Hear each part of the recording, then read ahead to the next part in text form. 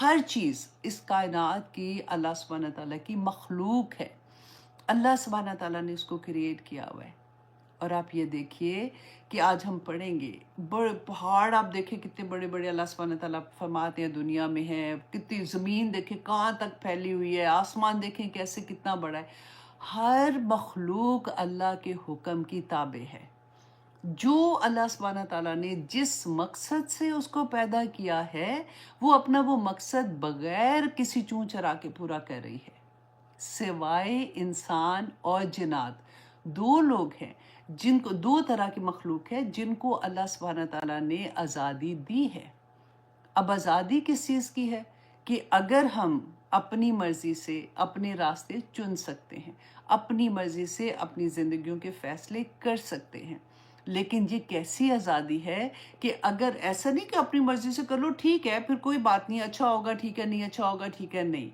اگر آپ غلط فیصلہ کرتے ہو، وہ فیصلہ جو آپ کے رب کے حکم کے اگینسٹ ہے، اللہ سبحانہ تعالیٰ نے اس قرآن پاک میں بتا دیا، بینہ بتا دیا کیا ٹھیک ہے کیا غلط ہے، کیا نیکی ہے کیا بدی ہے، کیا کرنا ہے کیا نہیں کرنا۔ اگر آپ اللہ کے احکامات کے اگینسٹ اپنی مرضی سے فیصلہ کرتے ہیں تو پھر اس کی سزا کیا ہوگی، وہ آج کی صورت میں ہم دوبارہ پڑھیں گے۔ اور اگر آپ کی زندگی کا ہر فیصلہ اللہ سبحانہ تعالیٰ کے احکامات کے مطابق ہے تو پھر آپ کو کیا انعامات ملیں گے، وہ بھی آج انشاءاللہ ہم پڑھیں گے۔ تو ہم آزاد تو نہیں ہیں۔ آزادی بیسیکلی ہمارے لیے ایک وہ کہتے ہیں نا آزمائش ہے، ایک جیسے کہتے ہیں دنیا امتحان ہے۔ امتحان یہی ہے کہ جو راستہ پک کریں گے اس کا جواب دینا ہوگا، سمپل از دیٹ۔ تو اب ہمیں یہ دیکھنا ہے کہ اللہ سبحانہ تعالیٰ نے اس دنیا میں مجھے اور آپ کو کیوں بھیجا ہے۔ اگر بھیجا ہے تو پھر ہمارے اعمال کیسے ہوں گے۔ آج کی صورت میں ہم دیکھیں گے کہ جب دنیا میں ہم نے رہ لیا، اب ہمارا جانے کا وقت آ گیا، آخری وقت آ گیا، نزاع کا عالم آ گیا، ٹھیک ہے۔ اس وقت جب آپ دیکھتے ہیں نا کہ چلے اب ایک تو ان ٹائملی ڈیتھ ہوتی ہے، ہم اس کی ابھی بات نہیں کرتے، ہم بات کرتے ہیں جو اپنی پوری زندگی گزار کے 70 80 90 سال میں جب آتے ہیں تو ان کی وہ ٹائم فائنل آتا ہے۔ ویسے 70 کہتے ہوئے نا مجھے یاد آتا ہے کہ جب ہم چھوٹے ہوتے تھے تو کسی کی ڈیتھ ہوتی تھی، پتہ چلتا تھا نا کہ 40 سال کا ہے تو ہم کہتے تھے ہاں اتنا بڑا ہے تو کوئی بات نہیں، لیکن جب خود 40 کے ہوئے تو کہا ہے ابھی تو زندگی شروع ہوئی ہے۔ تو ابھی 70 کہتے ہوئے بھی مجھے یہی لگ رہا ہے کہ جیسے آپ کائنڈ آف ادھر ہی جا رہے ہیں نا، اس کے پاس پاس ہی تو جا رہے ہیں، تو لگتا ہے کہ ہائے یہ بھی تو کوئی زندگی نہیں ہے۔ اور اس کا وجہ بھی یہی ہے کہ ہمیں پتہ ہی نہیں چلتا کہ زندگی کہاں پہ گزر گئی ہے اور کتنی جلدی گزر گئی ہے۔ اور جب ہمارا یہ وقت آئے گا جس وقت ہم نے اب اگلی سٹیپ پہ جانا ہے، اور وہ اگلا سٹیپ اللہ سبحانہ تعالیٰ نے بینہ بیان کر دیا، ہم کیا کرتے ہیں کہ ابھی تو کوئی مرنے کے بعد تو واپس آیا کوئی نہیں، تو ہمیں کس نے بتانا ہے کہ کیا ہوا تھا کیا نہیں ہوا تھا۔ ہمیں کیا پتہ ہے کہ آخری وقت میں جو سانس تھی وہ کس طرح کی تھی کس طرح کی نہیں تھی، اچھا فرشتے نظر آئے تھے کہ نہیں آئے تھے، ہم کہتے ہیں نا ایسے۔ لیکن آپ دیکھیے کہ اللہ سبحانہ تعالیٰ نے بتا دیا، اسی لیے تو کہتے ہیں قرآن جن کی زندگی میں کھل جاتا ہے نا، اس کے لیے عمل کرنے بہت آسان ہو جاتے ہیں۔ کہ اب شروع کرتے ہیں سورۃ نازعات۔ یہ مکی دور کی سورہ ہے، اس میں آیات جو ہیں 46 ہیں، رکوع 2 ہیں، اس میں کلمات ہیں 197، اور اس میں حروف ہے 753 اس کے اندر حروف ہے۔ اب یہاں پہ ہم دیکھیں گے کہ مومن اور کافر کی جان جب قبض ہوتی ہے، جب اس کی روح نکالی جاتی ہے، تو اس کے بارے میں اللہ سبحانہ تعالیٰ کیا فرما رہے ہیں۔ شروع میں آپ دیکھیے اللہ سبحانہ تعالیٰ 5 قسمیں کھا رہے ہیں۔ 5 قسموں کے بعد اللہ سبحانہ تعالیٰ نیکسٹ جو بات کریں گے تو انشاءاللہ وہ وہاں پہ پڑھتے ہیں کہ اللہ سبحانہ تعالیٰ فرماتے ہیں وَالنَّازِعَاتِ غَرْقًا، وَالنَّازِعَاتِ کی قسم ہے ان فرشتوں کی جو کھینچنے والے، نازیات کہتے ہیں کھینچنا، ڈوب کے کھینچنا کسی کو نا، غرقہ ڈوب کے کھینچتے ہیں، وَالنَّاشِطَاتِ نَشْطًا اور جو آسانی کے ساتھ جان نکال لیتے ہیں۔ یہ 2 طرح کے فرشتوں کی، اب اس کی تفسیر میں نا ڈفرینٹ بھی ہیں، لیکن زیادہ تر علماء نے اس کی تفسیر اسی طرح سے کی ہے، کیونکہ نازیات جو ہے یہ مؤنث کا صیغہ ہے، اور فرشتے بھی مؤنث ہوتے ہیں نا، تو اللہ سبحانہ تعالیٰ نے فرشتوں کی قسم کھائی کہ جب وہ ڈوب کر مومن کی ایک جان جب نکالتے ہیں اور جب کافر کی، تو کیا فرق ہوتا ہے؟ آج ہم اس ایک ٹاپک کو تو اپنے دل کے اندر بٹھانے کی کوشش کیجیے گا، کیونکہ اسی سے ہمارے عمل بدلیں گے کہ جب منافق، کافر، فاسق، اللہ کے نافرمان بندے، ان کی جان نکالنے کے لیے کیا ہوتا ہے؟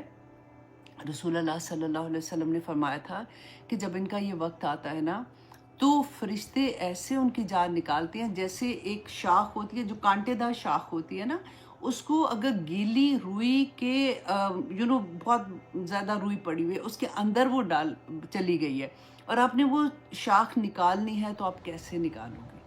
اس طرح سے اس نافرمان بندے کی، منافق، فاسق، کافر کی جان جو ہے وہ جسم میں سے نکلتی ہے، فرشتے ایسے اس کی جان نکالتے ہیں۔ اللہ اکبر۔ اور اس کے ساتھ رسول اللہ صلی اللہ علیہ وسلم نے بتایا ہے کہ جیسے کافر جو ہوتا ہے نا، اس کی جان، وجہ کیا ہوتی ہے؟ کیونکہ دیکھیں جیسے آٹا گوندتے ہیں نا، تو آٹا اینڈ پانی مکس کر کے گوندا جاتا ہے، اور اگر کوئی کہے کہ اچھا اب اس کو پانی کو علیحدہ کر دو، آٹے کو علیحدہ کر دو، تو کیسے علیحدہ ہوگا؟ اس طرح سے جان کھینچی جاتی ہے، جان ڈوب کر نکالی جاتی ہے۔ اور یہ کون نکالتے ہیں؟ یہ فرشتے جو ہوتے ہیں، ان کو یہ حکم ہوتا ہے ان کے رب کی طرف سے۔ اور اسی طرح سے آپ دیکھیں مومن کی جان بھی نکلتی ہے، لیکن مومن کی جان کیسے نکلتی ہے؟ جیسے مشکیزے میں سے پانی ڈراپ ہوتا ہے نا، کوئی تکلیف ہی نہیں ہوتی، آرام سے نکل جاتی ہے۔ کیوں؟ اب جان جو ہے وہ ایک جسم کے اندر وہ چھپ رہی ہے، وہ نکلنا نہیں چاہ رہی ہے، وہ ہر جگہ، جیسے کہتے ہیں پنجرا ہوتا ہے نا، اس کے اندر کوئی برڈ ہے اور باہر خون خوار بلیاں بیٹھی ہوئی ہیں، تو برڈ کیسے دبک کے بیٹھا ہوگا نا؟ اگر کوئی اس کو نکالنے کی کوشش کرے گا، وہ نہیں نکلے گا، وہ پورے زور سے پنجرے کے اندر رہے گا۔ اور اسی طرح سے کافر کی جان کہتے ہیں ہر وہ بال جو ہوتا ہے نا، یہ جو رواں ہوتا ہے، اس کے اندر، جسم کے ہر حصے کے اندر وہ اس طرح سے گندی ہوتی ہے، اور وہ نکلنا نہیں چاہتی۔ کیوں نکلنا نہیں چاہتی؟ کیونکہ جب وہ وقت آتا ہے نا آخری، تو سارے وہ پردے جو غائب کے پردے ہوتے ہیں وہ ہٹ جاتے ہیں۔ انسان، کوئی بھی انسان، مسلمان ہے، کافر ہے، فاسق ہے، کوئی بھی، وہ پوری اس کے پاس کھل جاتی ہے، وہ دیکھ سکتا ہے۔ اور جب یہ فرشتے آتے ہیں جان نکالنے کے لیے نا، تو کیسے ہوتا ہے کہ وہ جب دیکھتے ہیں اپنی آنکھ سے، اب مومن کی بات سب سے پہلے کر لیتے ہیں تاکہ تھوڑی سا حوصلہ ہو جائے۔ اب مومن ہے، ایک اس کی جان نکالنے کے لیے جب آتے ہیں نا، تو رسول اللہ صلی اللہ علیہ وسلم نے فرمایا کہ وہ سفید چمکدار چہرے والے فرشتے آتے ہیں۔ اب وہ مومن دیکھ رہا ہے ان کو، اور آتے ہیں، اور ان کو جنت سے وہ کفن لے کے آتے ہیں، اور جنت کی خوشبو لے کے آتے ہیں، اور آ کے نا قطار در قطار، جو مومن جیسے وہ دیکھ رہا ہوتا ہے نا، تو اس کو نظر آتا ہے کہ دور تک فرشتے بیٹھے ہوتے ہیں، اب بات نہیں کر سکتا وہ، صرف آنکھ اس کی کھلی ہوئی ہے، وہ دیکھ رہا ہے، اور آ کے نا سکون سے وہ قطار در قطار بیٹھ جاتے ہیں۔ اتنی دیر میں ملک الموت جو ہوتے ہیں نا، وہ آتے ہیں اور آ کے اس کے سرحانے بیٹھ جاتے ہیں، اور آ کے اس کے کان میں پتہ ہے کیا کہتے ہیں؟ یا ایتھا النفس المطمئنہ ارجعی الی ربی کی، کہ اے نفس مطمئن، تو اپنے رب کی طرف چل، تیرا رب تجھ سے راضی ہے، تو گھبرا نہ، تیرا رب تجھ سے راضی ہے۔ جب وہ یہ سارا کچھ دیکھتی ہے نا روح، تو وہ خوشی سے نکلتی ہے، وہ کوئی ڈرتی نہیں ہے، وہ آرام سے نکل جاتی ہے، جیسے مشکیزے سے پانی نکلتا ہے۔ اور پھر کیا ہوتا ہے؟ جیسے وہ نکلتی ہے، تو فرشتے جو بیٹھے ہوتے ہیں نا، قطار در قطار بیٹھے ہوتے ہیں، وہ فوراً اس کی روح کو لیتے ہیں، اور جو جنت سے کفن و خوشبو لاتے ہیں نا، اس کے اندر اس کو لپیٹ دیتے ہیں۔ الحمدللہ۔ کون مومن نہیں بننا چاہے گا؟ دیکھیے اللہ سبحانہ تعالیٰ نے بتا بھی دیا کہ مومن کیسا بندہ ہوتا ہے، اس کو کیا کرنا چاہیے، وہ کیسے اللہ کا ولی بن جاتا ہے۔ انت ولی فی الدنیا والآخرہ، اللہ سبحانہ تعالیٰ توفنی مسلمن والحقنی بالصالحین، دعا مانگتے ہیں نا ہم۔ تو جب وہ لپیٹتے ہیں نا، تو فرشتوں کی قافلے کے آگے سے جیسے گزرتے ہیں، تو فرشتے پوچھتے ہیں کہ یہ کون ہے؟ اتنی خوبصورت خوشبو آ رہی ہے، یہ کون روح ہے؟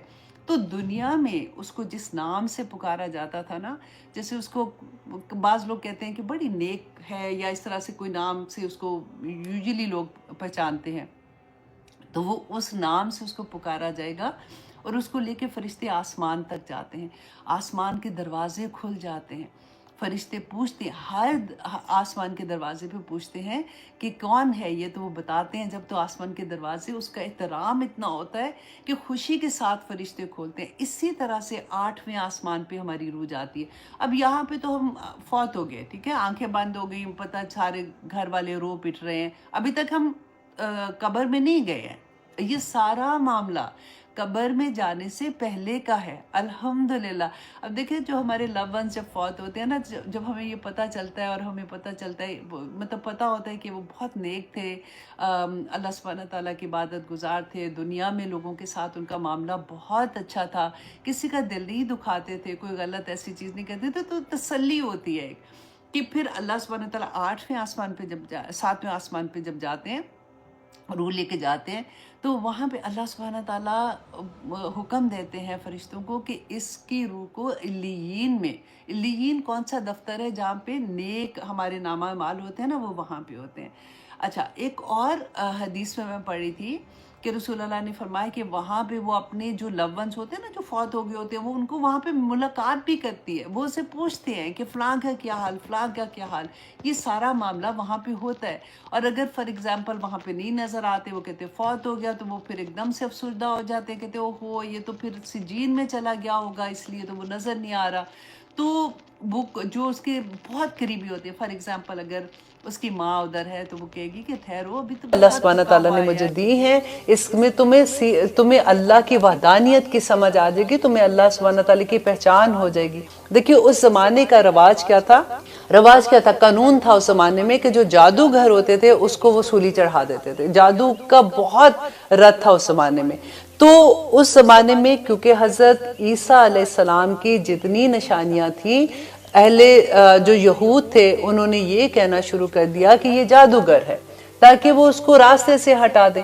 اب یہاں پہ کیا تھا کہ حضرت عیسیٰ علیہ السلام کے پیچھے اتنی پبلک آنی شروع ہو گئی کہ لوگ اتنے لوگ آتے تھے کہ جو بھی بیمار ہوتا تھا آتے تھے، پھر جن کو یہ لگتا تھا کہ ان پہ کوئی اللہ سبحانہ تعالیٰ کا خاص کرم ہے، لوگ دیکھنے بھی آتے تھے، ملنے آتے تھے، بیماروں کی ایک لائن لگی ہوتی تھی۔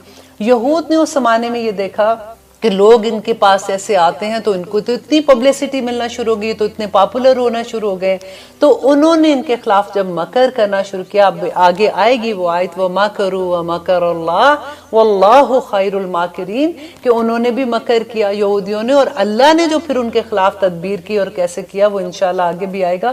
تو میں صرف آپ کو تھوڑا سا یہاں سے لنک وہاں کا دے رہی ہوں کہ کس طرح سے انہوں نے ان نشانیوں کو، ان معجزات کو جادو کے ساتھ ان کو نسبت دی کہ یہ جادوگر ہے، اس لیے یہ کہہ رہے، تو کس وجہ سے پھر وقت کے بادشاہ نے ان کے اگینسٹ حکم دے دیا کہ یہ جہاں بھی ہیں ان کو گرفتار کر کے ان کو سولی پہ چڑھایا جائے۔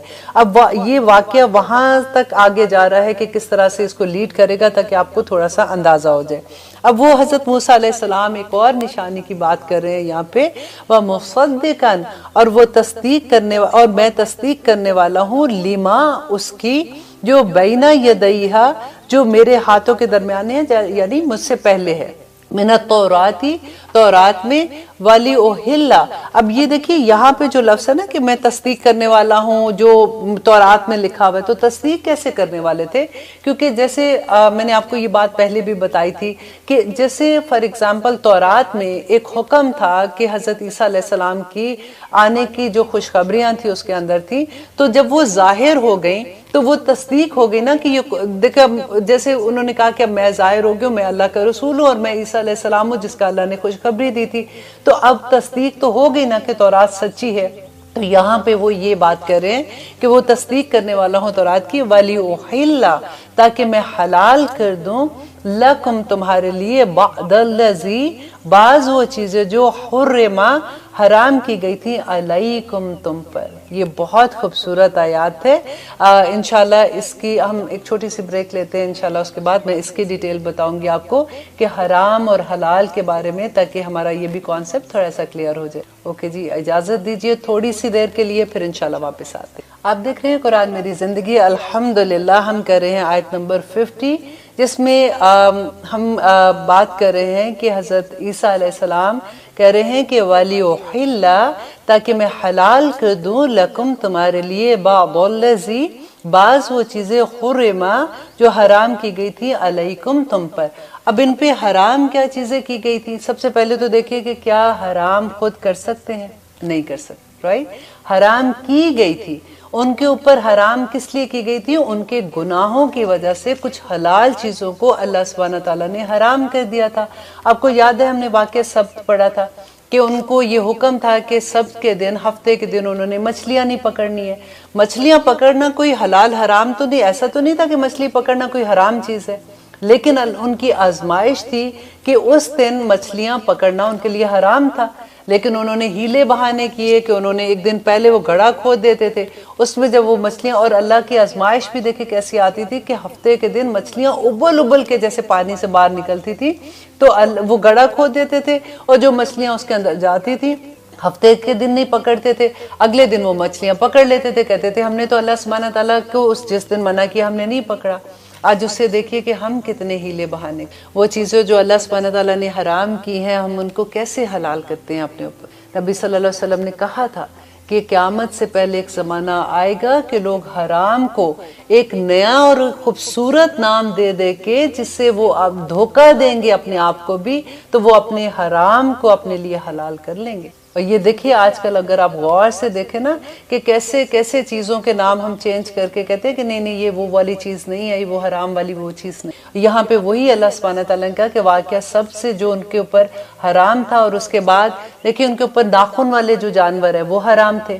اس کے بعد ان کے اوپر جو جانور جو ذبح کرتے تھے اس کی چربی حرام تھی. اب دیکھیے اگر گائے کا گوشت ہے یا بکرے کا گوشت، آپ سوچیں کہ ہم نے ایک ایک چربی کا پیس اس میں سے نکالنا ہو کتنی مشکل ہو، سوائے وہ چربی کے جو ہڈی کے بالکل ساتھ لگی ہو. اس کے علاوہ بھی جو چیزیں ان پہ حرام تھی، اور بعض چیزیں ایسی تھی جو حرما، یہ وہ بھی آتا ہے کہ جو ان کے علماء نے جان بوجھ کے ان کے اوپر، کئی ہوتا ہے نا کہ مذہب کی سختی اتنی زیادہ، ابھی بھی آپ دیکھیں یہ بہت آسانی سے آپ کو سمجھ آئے گی کہ کئی چیزیں ایسی ہوتی ہیں کہ ہم اسلام کا نام لگا کے، اس کا دین کا نام لگا کے کہ ہم زیادہ متقی بننے کی خاطر ہم اپنے اوپر وہ چیزیں جو اللہ سبحانہ تعالیٰ نے ہمیں اجازت دی ہے وہ بھی سخت کر لیتے ہیں. نہیں نہیں میں یہ نہیں کروں گی، میں یہ نہیں کھاؤں گی.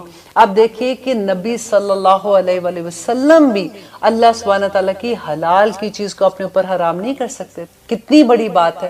کیونکہ دیکھیں جب آپ کو وہ واقعہ یاد ہوگا، مجھے یہ بڑے کیوٹ واقعہ لگتا ہے کہ نبی صلی اللہ علیہ وسلم جب اپنی بیویوں کے گھر میں جایا کرتے تھے تو ان کی ایک بیوی جو تھی ان کے پاس ان کے میکے سے شہد آیا کرتا تھا، تو وہ بہت خالص اور بڑا اچھا شہد تھا. تو کئی دفعہ نبی صلی اللہ علیہ وسلم وہاں پہ بیٹھ کے شہد کا شربت پیتے تھے. اب وہاں پہ جب وہ بیٹھتے تھے تو وہ تھوڑی دیر ان کو زیادہ بھی لگ جاتی تھی. حضرت عائشہ کو یہ بات اچھی نہیں لگتی تھی.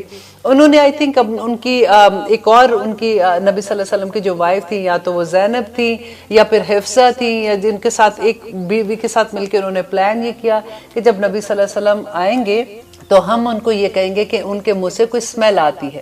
تو پھر وہ ڈیفینیٹلی نبی صلی اللہ علیہ وسلم کو اچھا نہیں لگتا تھا، وہ تو اتنے صفائی پسند تھے. تو جب وہ غور کریں گے کہ اچھا میں کیا میں نے کیا تھا، تو وہ وہاں سے آئیں گے جب اپنی وائف کے گھر سے، تو ان کو یہ ہوگا کہ وہاں تو میں نے یہ شربت پیا تھا تو شاید اس کی وجہ سے میرے منہ سے اسمیل آتی ہے، تو وہ شربت اس کے گھر میں بیٹھنا چھوڑ دیں گے زیادہ دیر. تو جب نبی صلی اللہ علیہ وسلم کو انہوں نے ایسے کہا تو نبی صلی اللہ علیہ وسلم نے کہا کہ میں تو وہاں پہ شہد پیتا ہوں تو اس وجہ سے شاید میرے منہ سے اسمیل آتی ہے. لیکن جب ان کو یہ حضرت عائشہ کی بات کا پتہ چلا تو ان کو اتنا غصہ آیا تو انہوں نے غصے میں یہ کہہ دیا کہ آج کے بعد شہد کو میں ہاتھ نہیں لگاؤں گا، میرے پر شہد حرام ہے. تو اللہ سبحانہ تعالیٰ نے فوراً ایک آیت نازل کر دی کہ میری حلال کی چیز کو تم حرام نہیں کر سکتے. اور آج دیکھیے ہم کتنی آسانی سے فتوے دے دیتے ہیں، یہ حرام وہ حرام یہ حرام. ابھی کل ہی میری کسی سے بات ہو رہی تھی تو انہوں نے چھوٹی ایک بچی تھی، اس کے چھوٹے چھوٹے بچے تھے، مینس کے ینگ بچی تھی، تو میں اس کو یہ حرمت کے بارے میں، حرام کے بارے میں بتا رہی تھی. تو شی سیڈ کہ میں تو اپنے بچوں کو سارا وقت یہی کہتی رہتی ہوں کوک نہیں تم نے پینا، دیکھو کوک حرام ہے.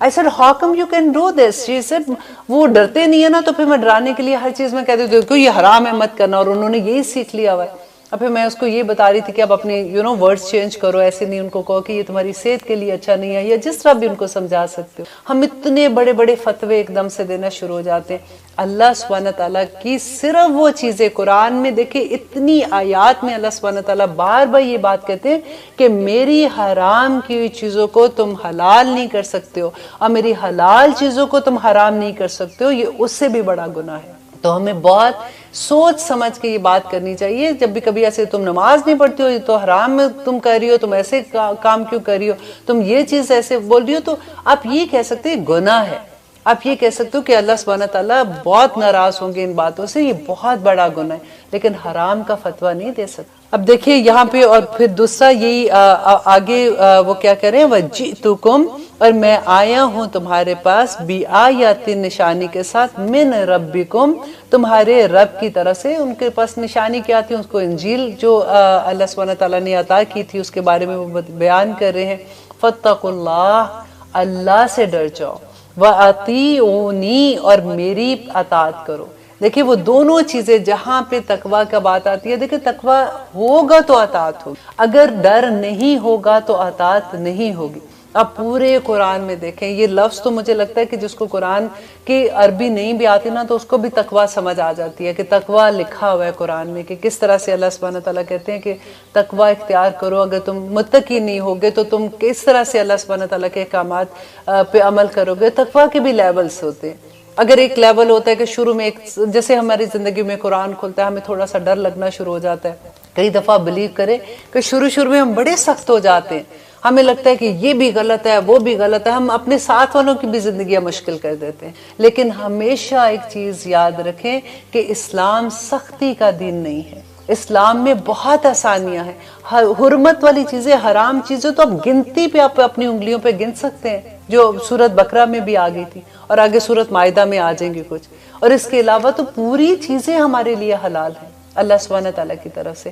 تو اللہ سے دعا یہ کریں کہ اللہ سبحانہ تعالیٰ ہمیں اپنا تقویٰ عطا کر دے۔ جب ہمیں تقویٰ ملے گا تو ہمیں اطاعت کرنا بہت آسان ہو جائے گا۔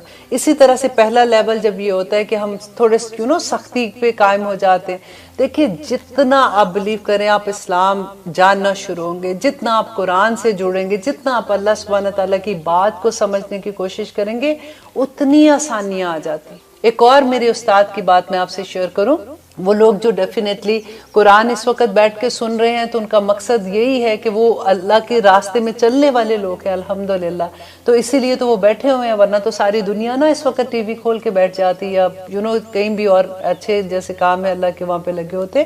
تو ہمیشہ جب زندگیوں میں چینج آتا ہے نا، آپ یہ دیکھیں جیسے ہماری زندگی میں چینج آتا ہے تو ہمیں دل چاہتا ہے ہمارے بچے بھی ایسے ہو جائیں، ہمارے بہن بھائی بھی ایسے ہو جائیں۔ تو ہمیشہ ایک چیز کا خیال رکھیں کہ جیسے آپ گاڑی چلاتے ہیں، آپ سوچیں کہ آپ 4 لائنیں ہیں گاڑی کی نا، آپ تیز سپیڈ سے ادھر جا رہے تھے، اب ایگزٹ جو ہے وہ 1 2 3 لائن کے بعد ایگزٹ آ رہا ہے نا، اگر آپ یہاں سے مڑو گے تیزی کے ساتھ تو آپ ممکن ہے کہ آپ خود بھی مرو گے اور دوسروں کو بھی مار دو گے۔ لیکن اگر آپ آرام سے حکمت کے ساتھ اللہ سے دعائیں کرتے ہوئے، جیسے کہتے ہیں نا کہ آپ پہلی لائن سے دوسری میں آتے ہو، پھر تیسری میں آتے ہو، پھر آپ ایگزٹ والی لائن لیتے ہو اور آپ آرام سے ایگزٹ لیتے ہو اور پھر اس راستے پہ چل جاتے ہو۔ بالکل اسلام ایسے ہی ہے، اس کو فالو کرنے کا طریقہ بھی ایسے ہی ہے کہ جیسے ہی آپ کو پتہ چلتا ہے آپ اپنی زندگی کو پاک کرنا شروع کرتے ہو، سب سے بڑی بات ہے کہ اپنے دل کو صاف کرنا شروع کرتے ہو، اپنے سوچ کو صاف کرنا شروع کرتے ہو۔ یہ کوئی چھوٹا معاملہ نہیں ہے۔ اور پھر ہم اپنی نیتوں کو صاف کرنا شروع کرتے ہیں کہ یا رب العالمین، اور آپ بلیو کریں کہ یہ اتنا مشکل کام ہے کہ نیت، صحابہ تک یہ کہتے تھے کہ ہم نے جتنی محنت اپنی نیتوں کو صاف کرنے پہ لگائی ہے ہمیں کسی اور چیز پہ نہیں لگی ہے، کیونکہ نیت ہی تو سارا کچھ ہے۔ اگر ہم نیکی کا کام بھی کر رہے ہیں تو اگر نیت خراب ہے تو وہ بھی ہمارا ضائع چلا جائے گا، کیونکہ اللہ سبحانہ تعالیٰ تو ہمارے دلوں کے حال بھی جانتے ہیں، ہم کدھر جائیں گے۔ تو محنت کرنی ہے، کیونکہ دیکھیں ایک تو ہوتا ہے کہ بچپن سے ہی ہم اس طرح کے تو وہ تو پھر اتنا مشکل نہیں ہوتا، الحمدللہ اللہ کا بڑا کرم ہوتا ہے ایسے لوگوں پہ جو بچپن سے ہی ایسے ہوتے ہیں۔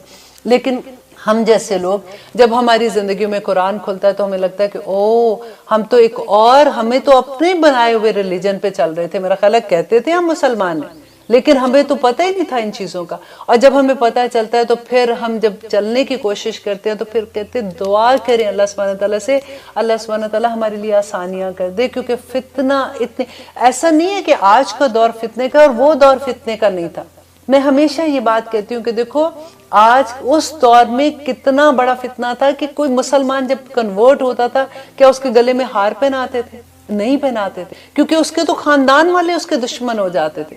اور نبی صلی اللہ علیہ وسلم کی ذات اس وقت جو ایز اے رسول تھی وہ ایسا نہیں تھا کہ کوئی بڑا فیمس انسان تھے یا ان کے ارد گرد بیٹھنا یا ان کے گروہ میں شامل ہونا کوئی بڑی اعزاز کی بات ارد گرد کے لوگوں میں ہوتی تھی۔ وہ لوگ تو اتنا ظلم کرتے تھے جن کو پتہ چلتا تھا کہ مسلمان ہیں۔ اسی لیے تو کہتے ہیں کہ وہ صحابہ جنہوں نے نبی صلی اللہ علیہ وسلم کی پہلی دفعہ میں لبیک کہا تھا ان کے تو درجے دیکھے نا کہاں پہ۔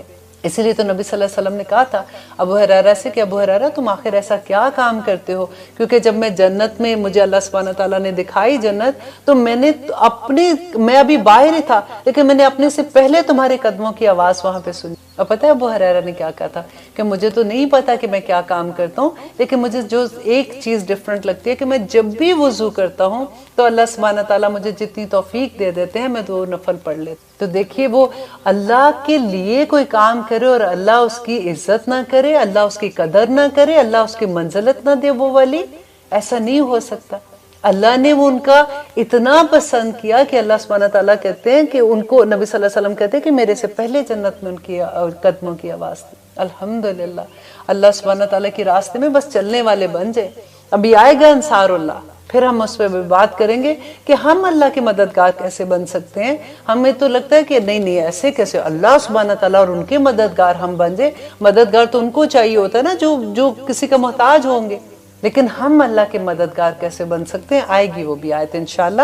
اب دیکھیے کہ آگے اللہ سبحانہ تعالیٰ ہمیں کیا بتا رہے ہیں کہ ان اللہ بے شک اللہ ربی میرا رب ہے۔ اب دیکھیے پھر وہی بات ہو رہی ہے کہ عیسیٰ علیہ السلام بتا رہے ہیں کہ میرا رب، میرا پالنے والا بھی اللہ ہے، وہ ربکم اور تمہارا رب بھی وہی ہے، کہ مینز کہ میرا بھی وہی رب ہے، تمہارا بھی وہی رب ہے۔ میں رب نہیں ہوں اور نہ ہی میں تم سے کوئی ڈیفرنٹ ہوں کہ مجھے تم اللہ سبحانہ تعالیٰ کا بیٹا بنا لو گے یا میرے ساتھ ایسے، کیونکہ آگے آئے گا کہ اللہ سبحانہ تعالیٰ پوچھیں گے عیسیٰ علیہ السلام سے کہ کیا تم نے اور تمہاری ماں نے کیا ایسے کہا تھا اپنے جو فالو کرتے ہیں پیروکار کو کہا تھا؟